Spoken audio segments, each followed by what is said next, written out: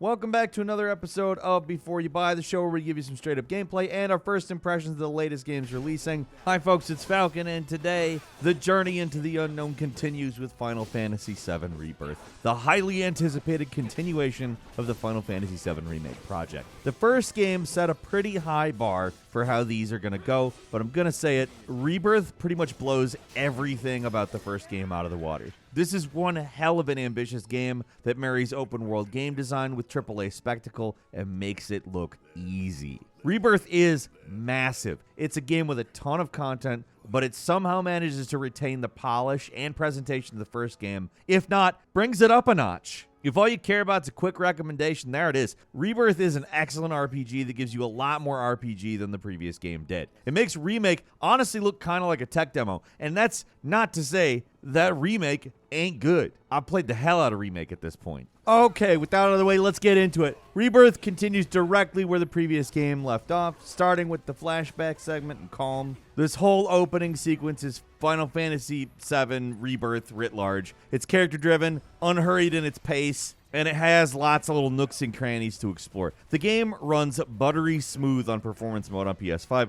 looks fantastic overall. Do not let the demo visuals fool you, the actual game looks way better. Character models are more detailed, but the thing I really started to notice is just how great the environments look this time around. They're not just surprisingly accurate to the Final Fantasy VII layouts, they're impeccably designed, and they're just full of personality. I might be fan-birding out a little bit here, but it really is amazing seeing some of the most memorable scenes from the original game play out with some of the most lavish presentation possible. Even if in one of the game's only kind of awkward moments, villagers stand around Sephiroth with guns for a long time without doing anything. It's very weird, but it all looks incredible. From a story perspective, Rebirth actually hits it out of the park, despite the fact the game has a lot less story progression than the previous game. You're mostly just going from one place to another following these black robe guys, but it's just so good with the characters. There are some new elements introduced here that keeps things intriguing, but I don't even want to get close to spoiling anything, so I'm going to mostly avoid talking about story elements. Remake did a really good job reintroducing characters like Barrett, Tifa, and Aerith, making them likable and interesting, but this game cranks it up with the constantly amusing dialogue between party members and funny little scenes that play out all the time. Like, all the newcomers add to the humor. Red 13's now a full party member, and while he acts serious, he kind of steals the show with incredible animation and some totally absurd moments. Yuffie's no longer relegated to a secret character and gets a lot more to do as a result.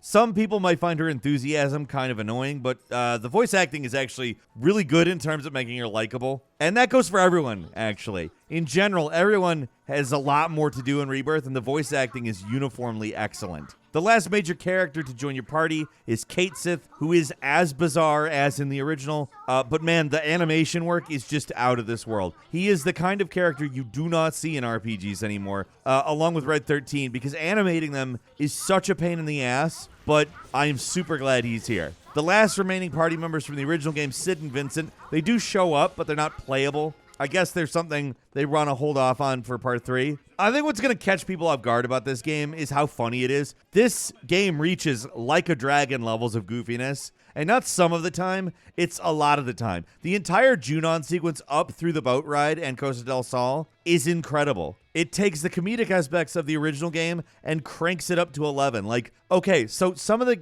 stuff, like, it's text jokes, so it required a little finesse to make it into, like, hey, this is funny as an acted moment. And they did it. As somebody who remembers the entire Advent Children no fun phase of post-Final Fantasy VII content, it is such a huge relief to see Square Enix having fun with these characters again, rather than just being like the miserable mope, Dirge of Cerberus type stuff.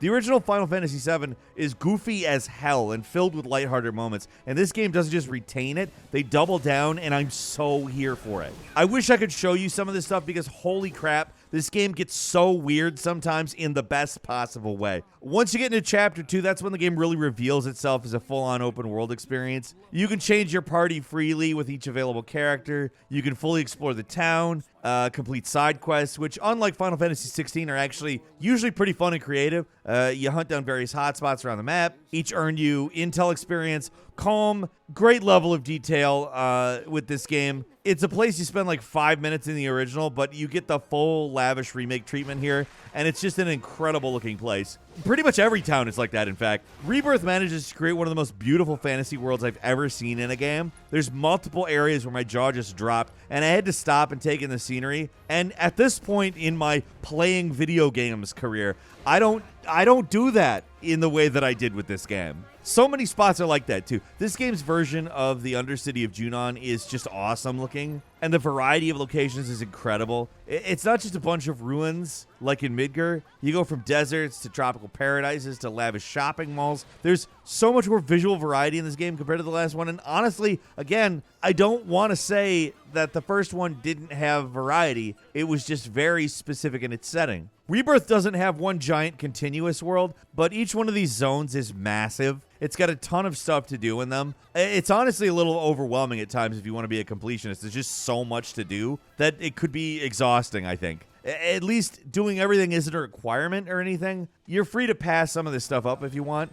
It's all connected to this new intel system where you collect data around the world. It unlocks new combat trials and a kind of currency you can spend to earn new materia, which, like the original, can be junctioned onto weapons to unlock new spells. These unlockable materia, they're extremely good, and this game is not easy, so getting this stuff is essential. You're really incentivized to explore the world and get this intel. If there's one negative to the game, it's that some of the open world stuff can get super repetitive. There's towers to climb, special monsters to hunt, crystals to scan, that kind of thing. And when you've done one, you've done basically all of them. Another issue, at least to me, is ledges and climbing. It can get a little awkward in the open world trying to find places you can climb and places you can't. Sometimes you can't jump down to spots that seem like you should be able to jump down to. Sometimes you get kind of stuck in the environment in awkward ways. There's no jump button, so navigation feels a little wonky at times, at least on foot. Certain open world activities do mix things up, like catching a local chocobo to ride, which have different abilities depending on the region you're in, and the special classified hunts in each region where you fight a unique boss enemy. Probably the standout open world quests are these proto-relic missions, where you go around collecting these treasures that have this unique story attached to them. Sometimes they introduce little mini dungeons, or have you play through mini games, and they're always a ton of fun to hunt down. Some of the open world content can get a little repetitive, the side content specifically, but overall the game is just anything but repetitive. It's constantly introducing new mini games, special events, dungeon mechanics that mix up the party formation, all kinds of stuff that just breaks everything. If you love a good mini game, you will love Rebirth. It's almost maxed out with them. There's so many that it's almost impossible to list them all, and they're all incredibly fun.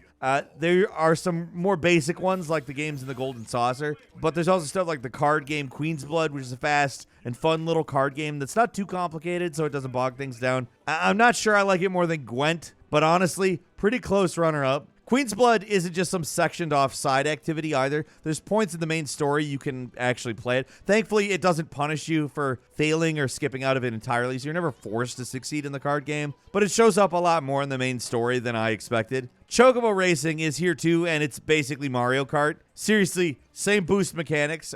It's great. And there's way more. The original Final Fantasy VII went crazy with minigames, so it's nice to see that they went even more crazy with minigames. Like, when you compare the remake with this kind of content, it was pretty light, but also, in all honesty, this is the part of the game where you would expect this stuff to show up. The Golden Saucer section of the game. But there's more than just the Golden Saucer. I don't know. In terms of combat, the game introduces a few new mechanics to mix things up. There's a new party experience gauge that separates you from your individual character level. It earns points you spend in this new menu called the Folio. This allows you to upgrade your characters and unlock new synergy moves, which are these powerful abilities that can only be charged using individual characters in battle. It's a clever way to encourage switching characters mid-fight, and you'll need to use this stuff because the game is no joke. It can be really tough, especially against certain major bosses. Like, there's definitely an element of old school difficulty here, which is funny because the PS1 Final Fantasy VII, it's easy as hell. This game's way harder. If there's any other, I guess, negatives I could give, it's that there were some difficulty spikes that felt like they came out of nowhere. I'd be cruising along and hit a certain encounter, and it would just annihilate me. I'm not talking about like a boss or a special fight. I'm talking like some random group of enemies. Just felt kind of off, but that also may be me being bad at the game. Like the first remake, like the original Final Fantasy VII Remake, which is, again, a weird sentence. I've said it before. But combat is really challenging. It's tactical, at least at first. If you're losing, it can be hard to reverse things. The game really forces you to keep on top of your magic and abilities. Just going in and mashing buttons doesn't get you anywhere. The assess spell is even more essential here than in the previous game. A lot of the tougher enemies and bosses have unique gimmicks to pressure them and make them more vulnerable to attacks that you'd never be able to guess on your own. And sometimes exploiting these weaknesses is an absolute necessity to win. The battle system is as good as the original, but new moves, materia, and party members keep it from feeling stale. Yuffie's basically the same thing as the Intergrade DLC, but Red 13 and Kate Sith, totally new. Red 13 has some fun gimmicks, and Kate Sith is super chaotic and random. I don't really know how to use him well, because he's one of those characters that's either really good or really bad. But overall, this game takes a long time to get through. There's a lot of battles, and the combat never got old to me. So huge major kudos on that. Neither did the music, might I add, which it's got a few new tracks this time to go around, but there's also all the remixing of the classic tunes. You'd think anything new would stand out because the score is so iconic, but honestly, it all fits in really well. Generally, the music's just so extremely good. I'd say it's a step up from even the first remake, and they did such a damn good job that time, too. They get so creative with the soundscape. The music isn't just good, there's also a ton of it. All in all, this is just an amazing package. Rebirth is amazing. It makes Remake look small and unambitious, and, seriously, in all seriousness, it's not. It was bigger than a lot of other games in terms of scope. This game just dwarfs it. It's massive. It's incredible looking. The characters are better than ever. The alterations to the story are, intriguing. Without spoiling anything, Remake introduced some new elements to the story, and Rebirth continues them, but I think this stuff is better done here. Some of the story turns are bound to be controversial, but I think there's a good balance of classic story elements and new stuff here. Rebirth is a game that's almost too big for its own good, and I did have a few issues with it, but it's easily a Game of the Year contender. I would be completely shocked if a large amount of games come out that are on this level this year. It's one hell of an achievement. Now it's just time to play the waiting game for whatever the hell they're calling Remake Part 3. And wow. But what do you think? Leave us a comment. Let us know. If you like this video, click like. If you're not subscribed, now's a great time to do so. We upload brand new videos every day of the week. Best way to see them first is, of course, a subscription, so click subscribe. Don't forget to enable notifications. And as always, we thank you very much for watching this video. I'm Falcon. You can follow me on Twitter at Falcon the Hero. We'll see you next time right here on gameranx.